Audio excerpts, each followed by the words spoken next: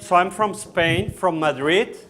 I lived in several countries, Mexico, Italy, US, Germany, and I finished in Brussels. And people ask me, why in Brussels? I was talking to Ruth, and she says, Madrid is a paradise city, right? What takes you to Brussels? And actually it was love. I don't think there's any other way you'll finish in Brussels. It's not possible. It's just love. And my partner, we broke up, so now she's in Spain, I'm in Brussels. But I love it. I really like it. So what I do is I work in a pharmaceutical company. I just changed from a banking, BNP Paribas, to GSK, GlaxoSmithKline. I've been teaching like 10 years for Solvay, for Duke, for Vlerick. I published, I speak in public. So you will see my profile, you say, how this guy is going to talk about being focused? It's impossible. He's doing so many things. So, and I'll explain how I became to the topic. It's something that, just to be sure, I usually talk more on business side. So I talk to executive business people. What I will do today is a bit of mix of personal thinking, so that you think about yourself and your level of focus, and also translated that to business. If you're leading a team or a business or a large organization, it's applicable too. So one of the reasons I tried to understand focus was because I was totally unfocused, and that was very upsetting. I could not understand how my brain was working. I don't know if this happens to you, but this is a true story. Which I'll refer later on, is I kind of liked yoga. It was at one phase of my life which I tried yoga. It's called hot yoga. It's Bikram yoga, so it's in a sauna. It's really, really, really hot, the sauna, and it's 90 minutes. So you go in, you cannot get out. The Indian guys who are the yogi masters, they don't let you out. So what was very interesting to me is that I tried to go to yoga after work. So what was happening is I was taking the stuff for the yoga in my car, leaving the office around 5:30 to be there on time at 6. And between 5:30, at the moment I entered the car, my brain was saying, don't go to yoga. Forget to go to yoga. Go to Place Luxembourg, have a drink, go to Full Circle. It's much better than going to suffer in the sauna for 90 minutes. That was my brain. I had the dialogue. I don't know if it happens to you, but there's a dialogue between your brains. I don't know where it happens. Go to the good thing. This is really, really good. You will not see the benefits now, but I promise it will happen. And then the instant pleasure. It's go to a beer, it's nice weather, go to Place Jordan, it's Wednesday, go to Chatelain, there's a lot of people there. And this happens for half an hour. And often when I was getting to the door of yoga, I was turning and going to have a drink with my friends. But if I was strong enough to push me to the yoga, it was very tough for a few minutes. And then it felt really good when I was done. So somehow I realized that our brain is wired, pushing us to the activities which are simple, easy, quick wins. And actually the ones that matter are the tough ones, are the ones that you need to force yourself. So I did more research, and there's one research which says that after 7 seconds, so your brain moves very, very fast, especially today, even faster. So every 7 seconds, your brain will switch ideas. Normal state. If I would be boring, your brain will be already somewhere else. So if you're something that captures you, your brain, not you, your brain, it will be connected to me, to that activity. So if not, the brain will keep jumping to one thing, to another. It can go up to 50,000 thoughts in a day. Imagine how tiring that is. So it was very impressive to learn how the brain works and how can you manage to focus that. There's another research from Harvard. They look at people who were focusing, and they say that in this research, 200,000 people research for those who have a company. At any point in time, 50% of the people are not focused. Their brain is somewhere else. They might be in the office, they might be working for you, but they're not.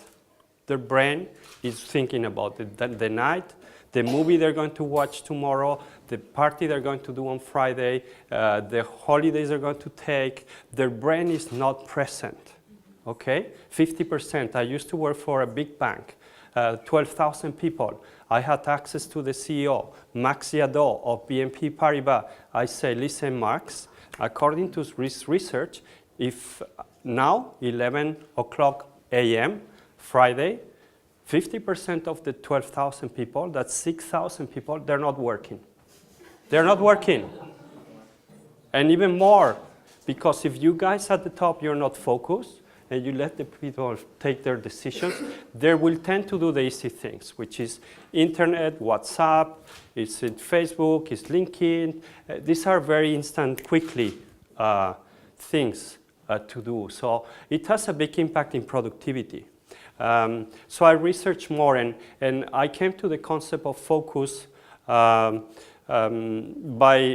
understanding. There's a bit of misunderstanding of what is focus, and what you can see is there's in Google now a new research option, which is the number of times a word comes in books. So they've digitalized all the books from the last 200 years, so you can put words. And what you all know and what we all hear a lot is about communication, leadership, team spirit, motivation. But you don't hear about focus. It's just very, very, very recent. And actually, if you would do that in the Google Ngram, it's called, and you put these words, focus only came to be very popular in the last 10, 20 years. And that has a consequence. It's a consequence with the technology. We've been hijacked by technology. We're driven by phones, internet, Gmails, all these things. So you see it's very interesting how technology goes up and the word focus come up. But nobody told me that focus was important. Nobody. I loved football. I'm a big Real Madrid fan. And I just love football. But my mother was saying, forget about football, Antonio, just study. It's much better. Study. Forget. So I was, again, trying to be focused, and my parents, the societies, no, just have a career. It's much better for you. So you're competing against many, many barriers. So there's 3 types of focus that I've identified. One focus is about concentration. It's active attention. You're forcing to listen. Yes, this is very, very, very hard. Remember the 7 seconds? If you don't force yourself, what will happen is your brain gets tired and wants something quick. The key is that often you don't decide. It's your brain who decides. Yeah, he gets bored and you have other priorities. So it's very important to connect. So the concentration. And one of the things I would like to ask you later on is how much time you spend, let's say 60 minutes in the last days, working on one task without interruption. Sleeping doesn't count. How many times did you spend in the last, what is it today, Thursday? The last 4 days, 1 hour, just for you, doing something important. Yeah? And I will make you think a bit on that, but it's very interesting. And you have different type of activities, and you will notice that most of us, including me, that hour will be watching a football game, or laying down on the sofa, or going for a drink again. Not on what I'm preparing this presentation, for example. That I will put away and do last minute. Why? Yeah, so it's very interesting. I want that we reflect a bit on that and try to force yourself. And the research from Harvard is very interesting because they connect the time that you're focused with performance. So people who are focused, they perform better, almost twice as one, their mind is wandering and switching and back again to the presentation and switching again, twice as much, at least, performance. In a team, whatever you do in your business, in sports, in music, twice as much. And the interesting thing about this, which I didn't know, Harvard confirms that there's a link between focus and happiness. So we're all talking about happiness, the secrets of happiness. One way to be happy is by focusing. And I'll talk about later in the other type of focus is focusing on your passion. That's very, very important. So focus is linked to happiness, but it requires discipline. Remember, our brain will go for easy tasks. So I'm Spanish, I hate discipline. I really, really hate. So it's a big battle every day to try to get focus and do what matters. So that's one thing. The focus is the concentration. And one thing, we're kind of already mature people, so we've seen many things. So we get bored very, very quickly. And the key is how to get attention. Yeah? I'm trying to get your attention for half an hour. Imagine, just thinking about me. Forget, you don't care about the time, you don't care about your friends, your family, your mobile, your work. Half an hour just here with me. And I can act differently. I can be silent 30 seconds without looking at your phone or WhatsApp, because I have your attention. It's a different way. I start with a story. If you're an executive, you're managing a business, you're making a big transformation project, if you always say the same message, people will get bored. They know it. You need to capture their attention. So it's very important to be different.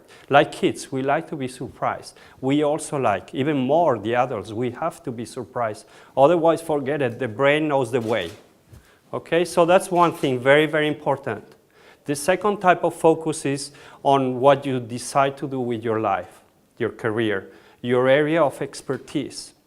Back to my mother, you know, she told me, forget sports, forget football, you will never have a career. I might be playing today in Real Madrid, so I would have been so happy. But no, I finished my career, I don't really know what to do next.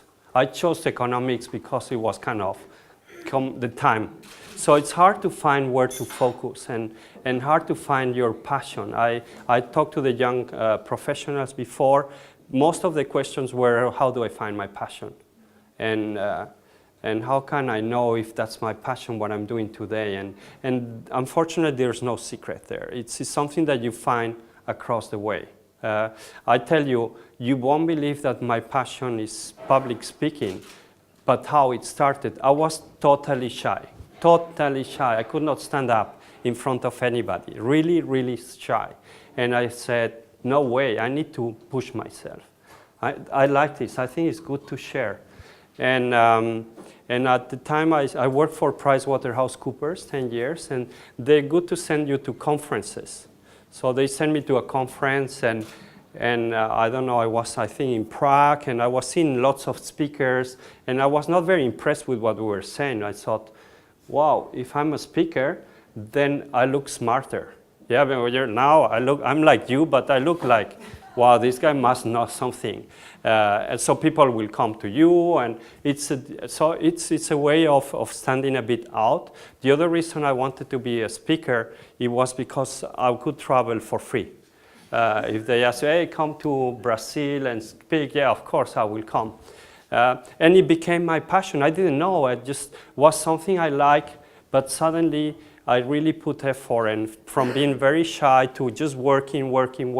Every time I speak, and I speak for 10 years, big conference, I'll speak in a few weeks in the parliament with some politicians, I try something else. And today, I always use these famous PowerPoint slides. It's the first time, I've done a bit, but I speak 30 minutes without slides. I was thinking this morning, why, Antonio, do you do this?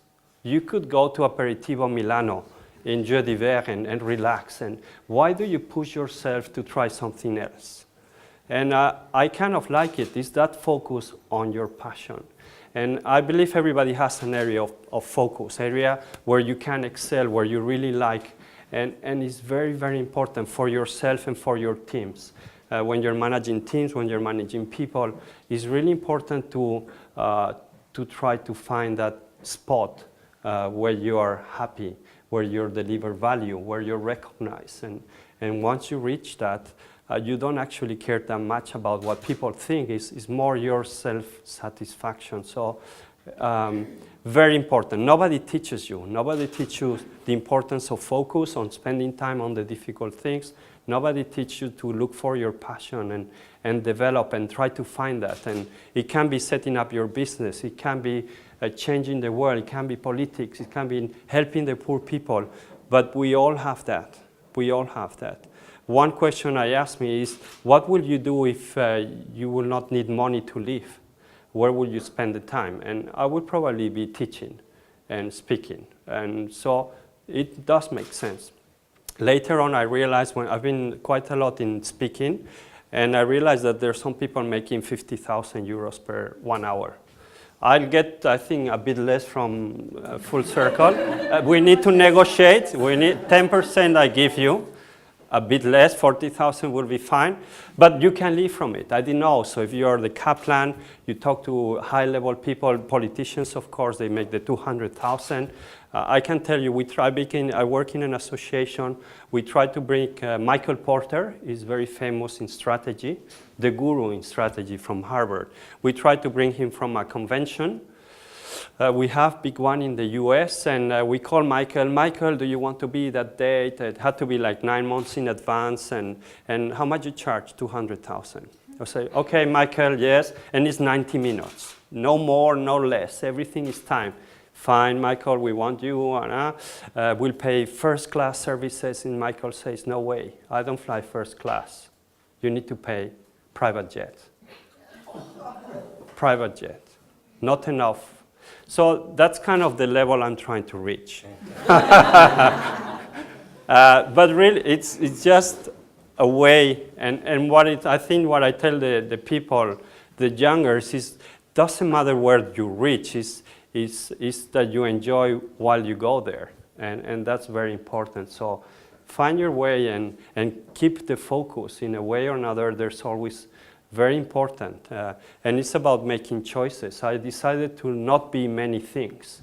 I decided to be one or two and try to be, you don't need to be the best to feel good. You need to be good and recognized, and that's it. So focus on your attention. Like now, you're paying attention for already like 20 minutes, so and it feels good. If you're doing something that you enjoy and you learn, we are curious by nature.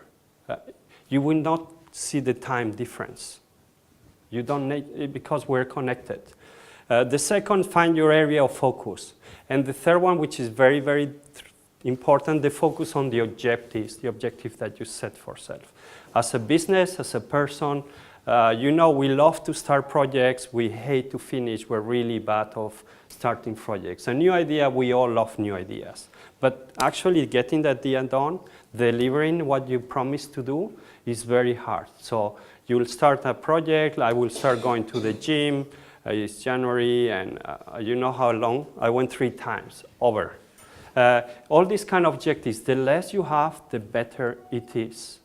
I use some people like Steve Jobs in my research, and he was a master of saying no. He says that one of the biggest decisions that you have to do as an executive or as a person is say no.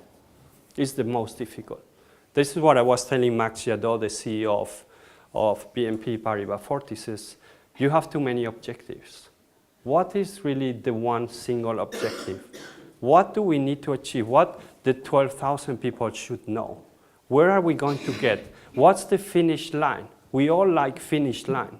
If I'm working on something, there's no finish line, I'm not working. I'm just spending my time. I need to have a finish line. If you're in a business, what's your finish line?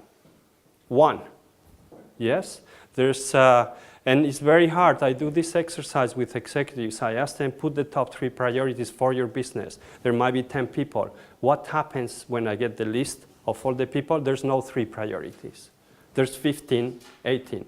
So if you are at the top of your business, you're not focused, forget about the rest. I told you, people will do something else. Very, very important to make choices. Very, very important. There's a research, I love the research. But if you set yourself 1 to 3 objectives, there's good chances that you make 2 to 3. If you set between 4 and 10, there's good chances you make 2 to 1. If you have a list and you have more than 10 objectives as a team or for yourself or for your life, there's good chances you make 0. Okay? So, but what's the problem here? You're taking decisions. You might miss the big opportunity. You don't want to miss that big opportunity. So it's tough, but I think that's what executives, that's about our life. I make a lot of decisions, which I fail too. And one thing which I teach at university is failure is great. Failure is like a mini MBA for free. It's just learn it, and it's painful. You come up and you come stronger. Should look for failure, and it's not bad. It's really actually very good if you get the learnings and you come up stronger. So don't be afraid of taking decisions, and there always have to be a path. There needs to be a way. The dots need to connect. So I think that's the other part which is really important. One issue with focus. So you've seen 3 types of focus. Ideally, you should be good at the 3. You should be able to concentrate, spend 5 minutes only. It goes fast. Spend time. One question I had before is, can you be focused like 24 hours a day? Of course not. You'll die. Yeah, so you need to spend time wasted. Throw it away. Do whatever you feel like. But put a couple of hours a day on your work, on your passion, on what you like. It should not be difficult. It's just getting the habit. Okay, the other thing which is very important is, like I said, make choices about where you want to be and what you really like. As if you're a business, I like a quote from Bill Gates and say, if you want to be a great company in software, just be a software company. Don't try to do everything, just be very focused. Steve Jobs, when you know the story of Steve Jobs, he set up the business, he hired the Pepsi-Cola CEO, the Pepsi-Cola CEO fired him. He came 10 years later, and he really focused Apple to make it to. He says, I just want 2 laptops, 2 desktops. That's it. The rest you kill. You stop. How many times have you stopped a project on purpose? No, you just let them fade away, and we'll see. So that's the 3 levels. One thing which is key is the discipline. It's very, very important that you force yourself to be disciplined. And one project which I put as an example of focus that drives your thoughts and you make it successful. We all, or most of us, have gone through this project, and it's a project that you plan like 12, 18 months in advance, and it's never late. You are always on time. This project is called a wedding. I don't know how many of you have been through a wedding, or maybe 2, but you never miss the deadline. Never, never. I've never seen a wedding saying, listen guys, we're a bit late, we're running late, we have problems there, we'll be next week, not this week. Or we start in Saturday instead of Sunday. No, it's planned. And the people who have been in a wedding, it's in your head from the moment you decide to go ahead. For 18 months, you think, I don't know, every minute you think about your wedding. You're so focused on it. You're just focused.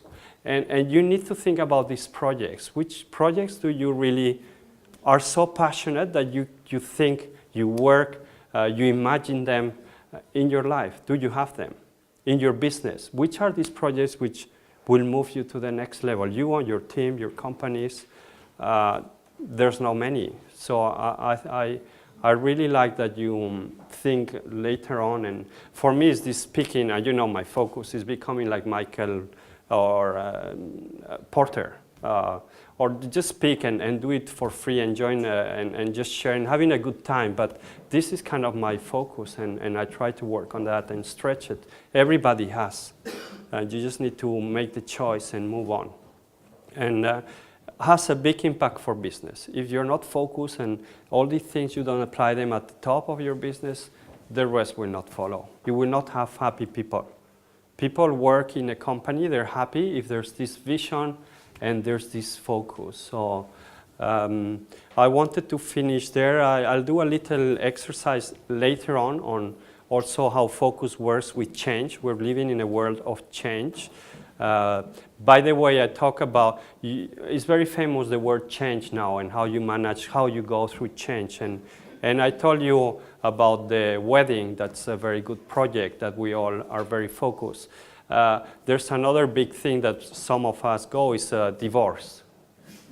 Divorce, you might have a date where you get the papers, but the divorce continues. Not because on Monday there's the things with the kids, there's still a lot of frustration, it went wrong. It can last 7 years after the project is completed. So change is very, very important on keep the focus, and I'll talk a little bit about that. So for the debate, we thought a couple of questions. I'd like to think about this kind of, where do you focus on your day-to-day? Which do you spend 1 hour on what kind of activities? Are these the activities that you like, or you're forced, or you just enjoy spending time? What kind of these activities in last 3-4 days you spent an hour? And discuss it with your people, and then we'll have a talk. Was it in having just fun, hobbies, or actually work? And some people who are very successful, they do spend a lot of time focused on work. And the other question I had is bring it a bit high level, more on how can focus, or you can disagree. I don't have the truth, but is focus a good way to improve the way the society, the way we work? I had a very interesting question. Oh, I love your concept. It does make sense, but we're living in a nice part of the world. What happens with focus in Africa, or is that applicable? So just bringing it a bit high level on global scale. Does it matter? Does it matter? One example I want to finish with, and this we all went through. You remember the euro? When Europe went to the euro, we all knew it. We knew the date. We knew the benefits, although they sold it very well. But the whole Europe knew the date and knew what was going to happen. I've not seen many projects like that anymore. So when I talk to politicians, what's next? Where is the finish line? What's your finish line? That everybody, no matter it was Polish, French, whatever, everybody knew about the euro. These are very well communicated, focused projects. So that was the second kind of questions, is how can we, or if there's a way to use this for bringing us to the next level, to have a better society, more happy people. This social pressure. I had social pressure from my parents, my colleagues, my peers. I would have loved to play football. Is it good, that social pressure? Can you have a society where everybody just works on their passion, focus on their passion? I don't have an answer. If I have an answer, or you have, we'll write a book and we'll start traveling and speaking in public. Okay? So, private jet. Yeah, she liked the private jet. We'll go together. So I think what's next? Right, I think we're going to have our food. Our main course will arrive in a few minutes. We kept half an hour, we spoke? We kept wow. half an hour, well done. I didn't realize. We got a little discussion about the check to sort out right now. But, okay. I think you've got enough to chew over, so food will come soon, and thanks very much, Antonio, for giving us some. Thank you. Thank you. Thank you.